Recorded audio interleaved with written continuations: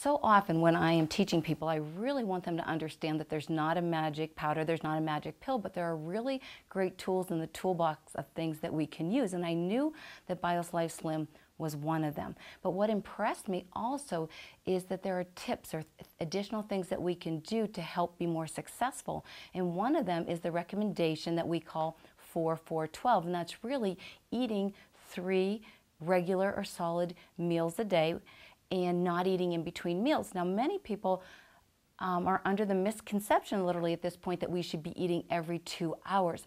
But right before Slim was introduced, I had attended a conference on obesity, and there were researchers basically from throughout the United States that were addressing the entire concept of not only are we having problems with taking in too many calories, do we have problems with insulin resistance, but there's a whole nother area called leptin resistance. And the research suggests, even in populations of people who are extremely overweight, that one of the ways that we can address this leptin resistance is by having periods of time where we do not eat. And one of the guidelines is not to eat after 6 p.m. That's really right in line with our 4-4-12, that you go 12 hours between the time you eat your last meal of the day and eating again. I was very impressed when I reviewed the tips that we were offering to people who started on Slim, that state-of-the-art research that I had just learned about was really being integrated